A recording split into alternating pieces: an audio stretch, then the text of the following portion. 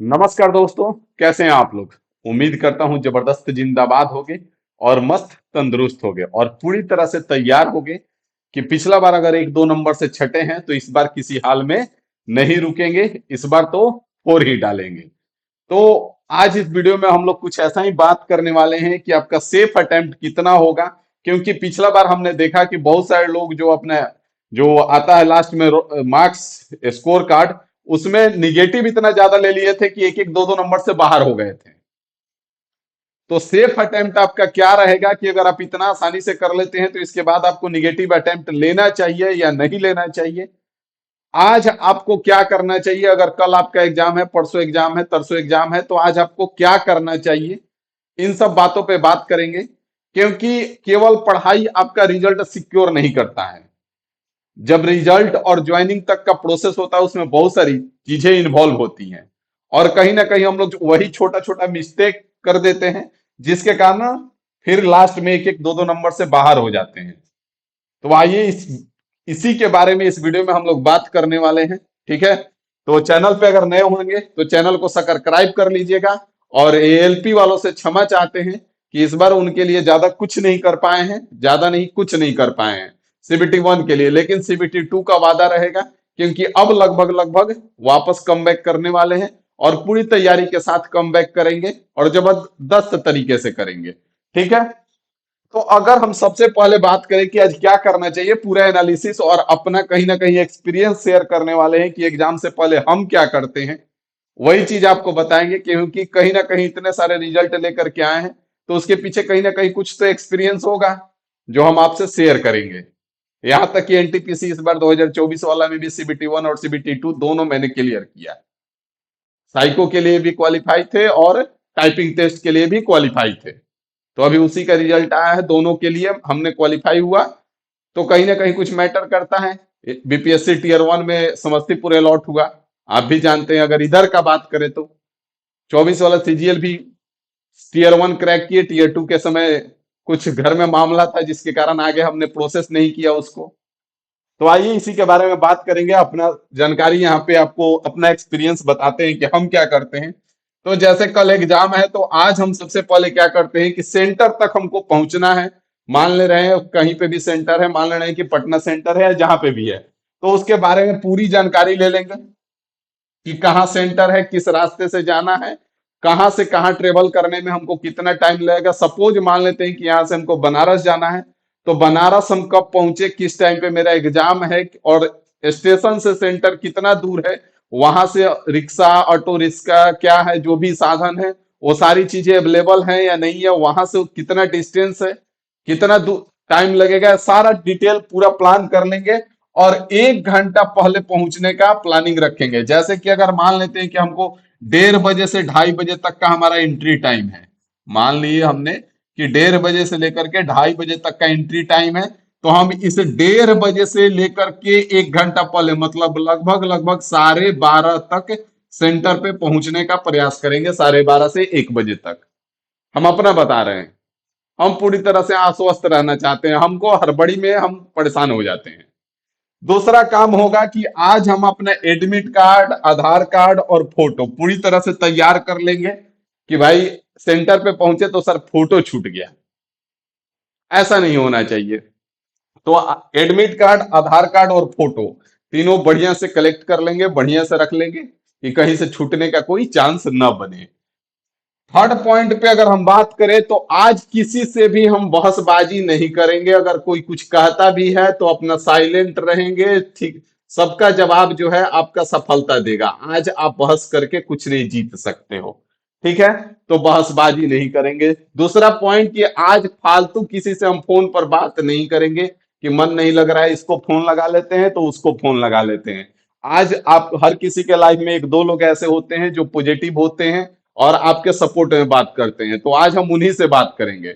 बहुत सारे लोगों के घर वाले भी होते हैं जो उनको डिमोटिवेट कर देते हैं कि इतने साल से तैयारी कर रहे हो अभी तक नहीं हुआ, ऐसे वैसे। तो आज उनसे हम दूर रहेंगे, उनसे भी बात नहीं करेंगे, चाहे वो घर के ही हैं।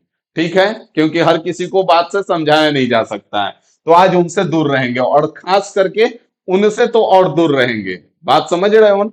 उनसे आज दूर रहेंगे, आज उनसे बात नहीं करेंगे।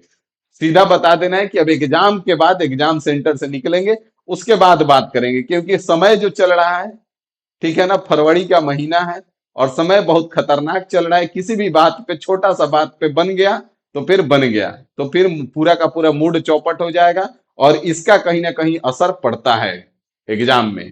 तो इस बात पे ख्याल रखिएगा। आगे बढ़ेंगे तो खाना खाने पे ध्यान दीजिएगा। फालतू कुछ मत खाइएगा। कहीं मान लें दूर भी आपका सेंटर है, जा भी रहे हैं, तो कोशिश कीजिएगा घर से ले लीजिएगा या वैसा चीज खाइएगा जो जिसका साइड इम्पैक्ट न क्रिएट करे। ठीक है, पैसा बचाने के चक्कर में स्टेशन पे समोसा खा लेना है, इन सब से थोड़ा सा दूर रहिएगा। ठीक है, इसको मत कीजिएगा। अगला बात पे अगर चले हम, तो आज जो पढ़ेंगे तो फार्मूला वगैरह देख लेंगे। थ्री डी मेंसुरेशन का थोड़ा फार्मूला फार्मूला देख लीजिएगा बढ़िया से। ठीक है, कॉन्सेप्ट साइंस का जो भी है थोड़ा बहुत देख लेंगे कि हाँ इस लास्ट टाइम पे हमको रिवीजन करना था, तो उसको आज देख लेंगे और अपनी दुनिया में मस्त रहेंगे। और सबसे खास बात, मैनिफेस्टेशन। मैनिफेस्टेशन आज आपको करना चाहिए। मैनिफेस्टेशन का मतलब ये होता है कि आज आप विजुअलाइज करो कि आपका सेंटर मान ले रहे हैं बनारस में है, तो आप सुबह बनारस स्टेशन पे उतरते हो, प्रॉपर बढ़िया से मूड अच्छा है, मस्ती में बनारस स्टेशन पे उतरे हो, खुद को देखो वहां पे।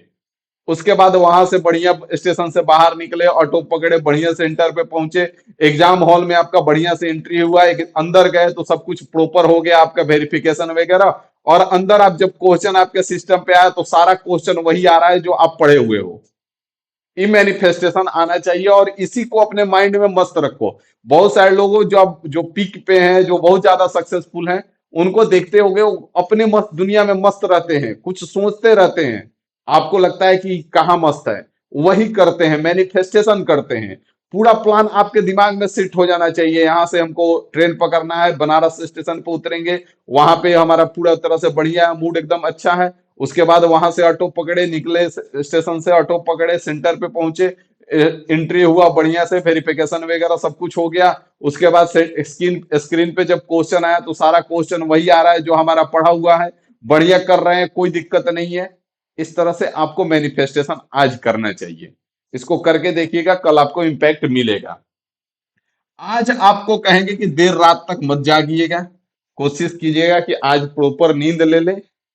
अगर पूरा साल पढ़ने से कुछ नहीं हुआ है तो आज आप पढ़ के भी कुछ नहीं कर लोगे। ठीक है, और सीबीटी 1 है, इसको क्वालिफाई करना कोई बहुत बड़ा चीज नहीं है, तो आसानी से क्वालिफाई करोगे। देर रात तक जग के आज पूरा खत्म करने के चक्कर में मत लग जाना कि आज तो पूरा पढ़ लेंगे।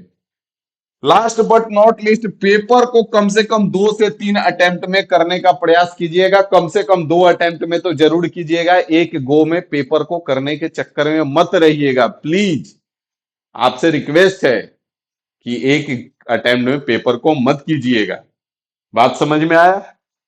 यहां से अगर आगे बढ़े तो आपको सेफ अटेम्प्ट अगर हम बताएं, तो पिछला बार हम देखें कि 35-40 नंबर जिसका रॉ स्कोर बन रहा था, उसका रिजल्ट था। हम रॉ स्कोर का बात करते हैं, हम नॉर्मलाइज स्कोर का बात नहीं करते हैं। जब भी हम सेफ अटेम्प्ट हो या कट ऑफ सेफ स्कोर हो, तो नॉर्मल रॉ स्कोर का बात करते हैं। तो अगर रॉ स्कोर का बात करें तो मान के चलिए यहाँ पे हमने 50 से 55 लिखा है।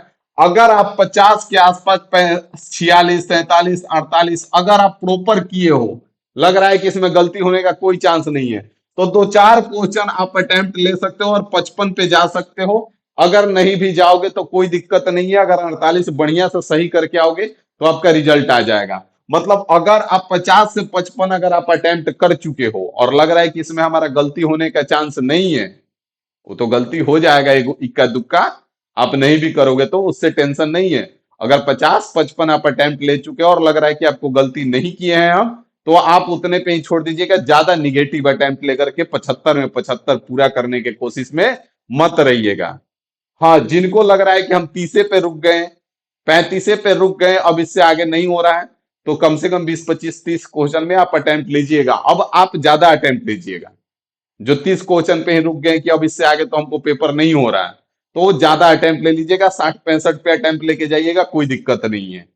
जब ऊपर वाले पे ही खेलना है तो बढ़िया से खेलेंगे।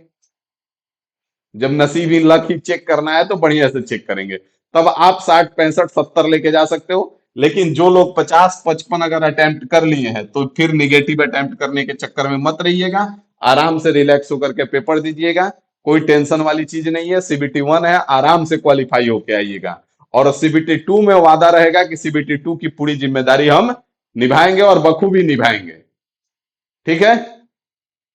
फिर ये मत कहिएगा कि सर हर बार वादा कर रहे हैं लेकिन कहीं ना कहीं फंसे हुए हैं, इसीलिए हम अब आ नहीं रहे, क्योंकि आएंगे फिर 2-4 दिन करा के भागेंगे। तो इसलिए अब आएंगे तो वापस पुराने जैसा फिर से वही रहेंगे। ठीक है। तो बहुत जल्द आ रहे हैं और बहुत तगड़ा ढंग से कम बैक करेंगे, और करेंगे तो बहुत फिर से जबरदस्त करेंगे। ठीक है ना। तो चलिए मिलते हैं अगले वीडियो में अगली जानकारी के साथ। अभी के लिए फिलहाल इतना ही रखेंगे। Thank you.